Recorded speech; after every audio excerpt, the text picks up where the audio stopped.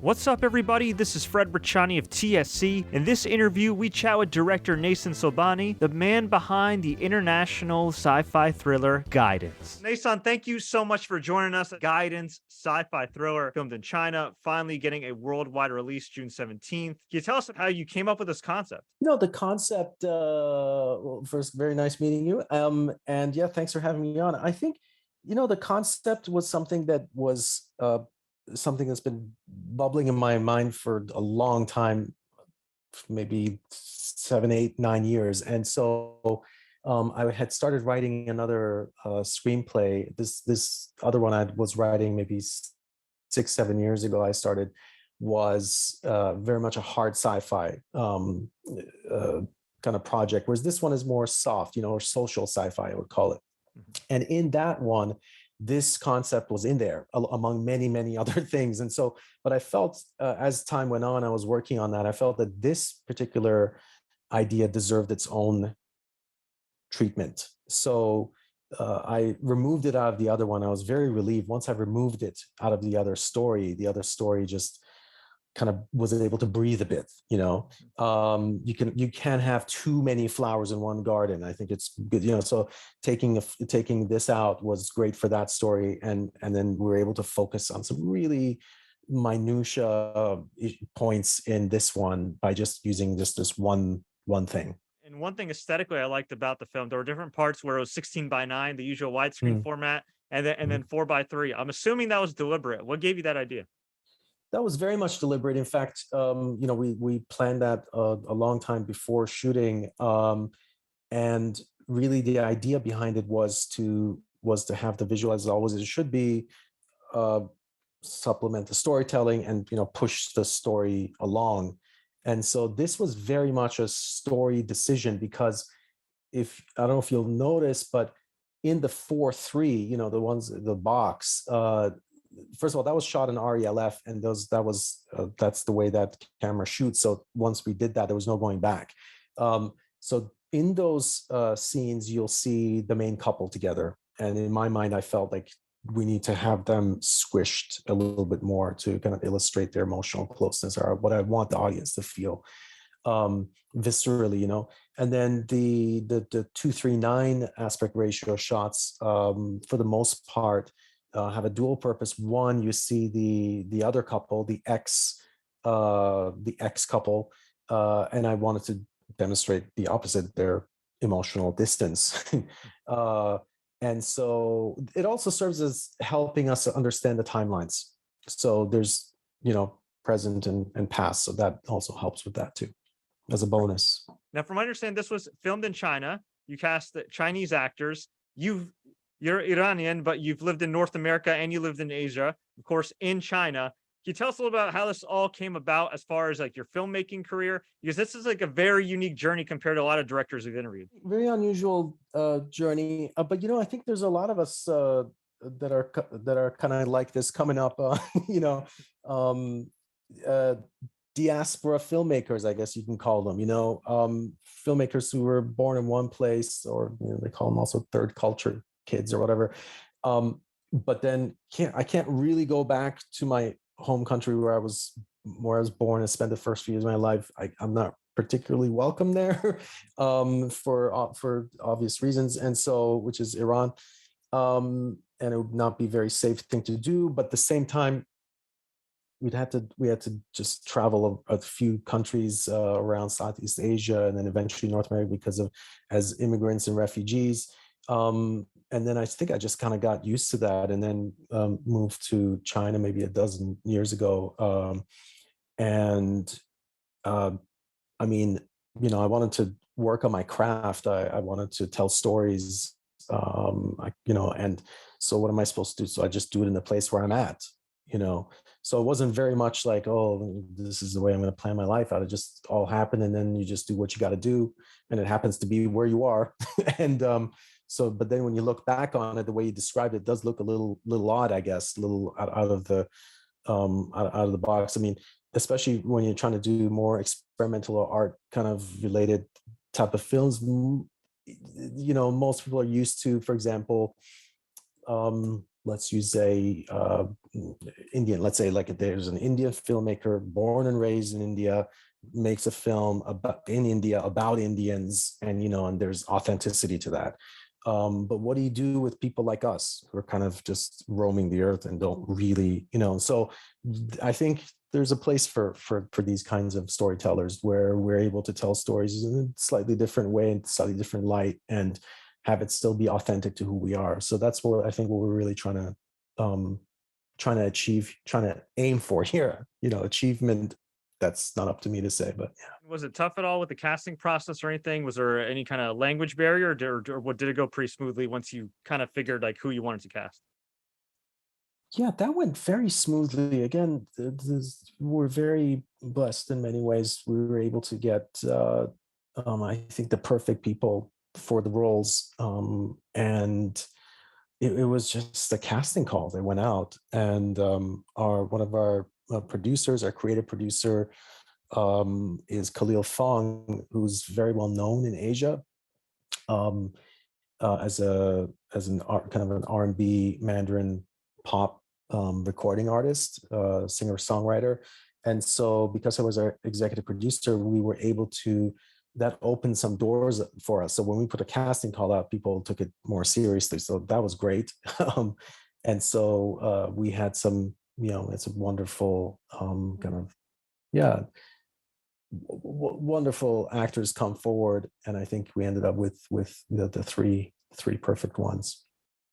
And in terms of independent cinema, like how would you rate like the whole industry right now in China? Indie filmmaking is alive and well, and I think doing well there. It Even though it has very big challenges ahead of it, and it's getting tougher and tougher. Censorship is getting tougher and tougher, but people are persevering. I think the thing people don't realize when it comes to filmmaking, maybe people do know this, but filmmakers are literally they're crazy. They're crazy people. Like, you got to be crazy in some way or another. You have to be a little bit. Actually, I haven't spent too much time in North America. I don't know if you're allowed to say these words anymore, but you got to be a little bit.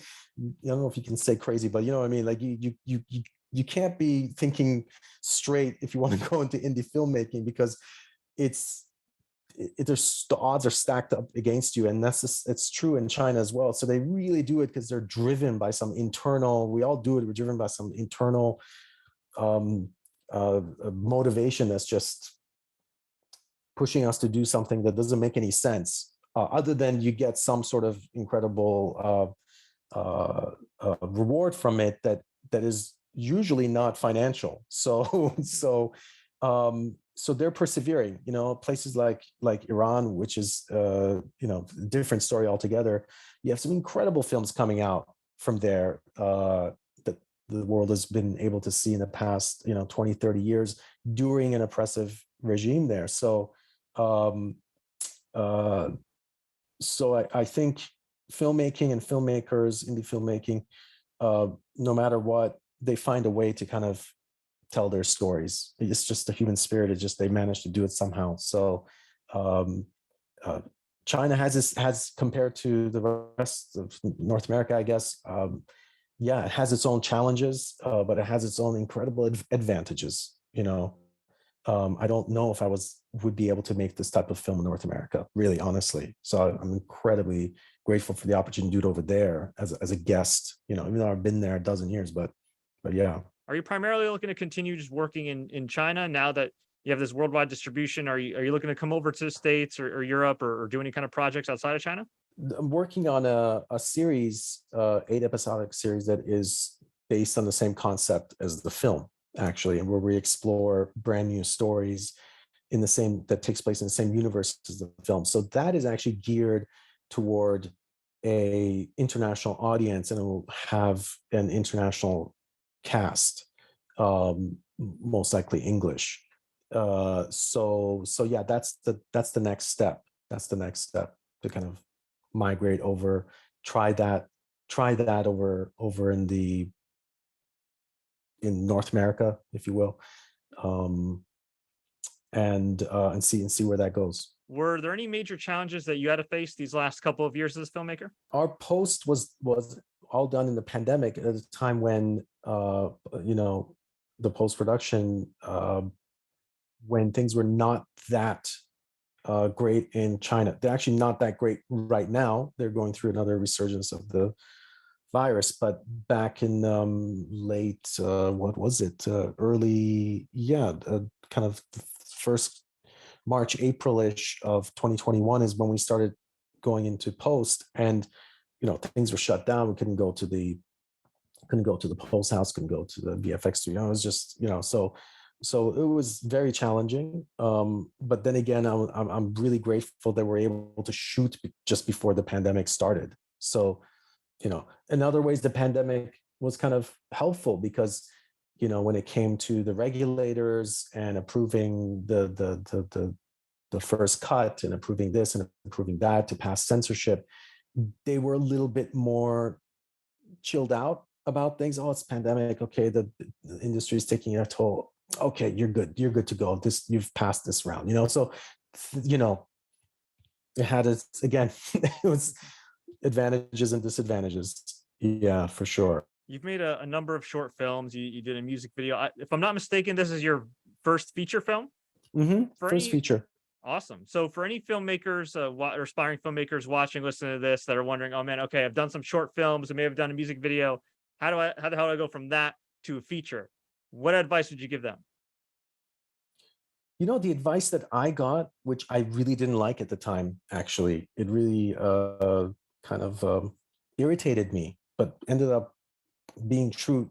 First of all, have an open mind, because when they told me this advice, even though I was irritated when I heard it, there's that part of you in the back of your brain going, you know, this kind of makes sense. Just have an open mind, which was basically, I was told, stop writing screenplays, as fun as it is and as great as it is, with that are such huge budget films. I mean, you know, if you want to get your stories out there, write something that's contained, that is doable, you know, and then if you can limit yourself in that way, that limitation will actually bring out more creative kind of fodder and juices out. So um, that's kind of what I did with this feature. We make sure it's a contained drama, kept the costs very low, and in every which way possible, to give it a shot for being made. And I'm very much of the Werner Herzog school of thought, where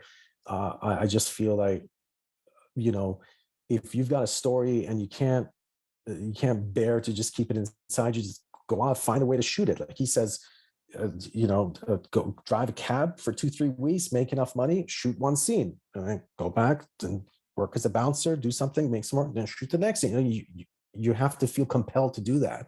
And so that's essentially what we did. We just literally, as each phase of the project went along, no one knows this, I didn't have enough to cover the next phase, but we just did it, and just we're a bunch of charlatans actually, and it just kind of fed each other. And I mean, you can write a story just about that, and you know, people could see things are happening, and then we're able to get more investment. You know, literally the day we start, the first day of shooting, we still didn't have everything we needed. We weren't able to make our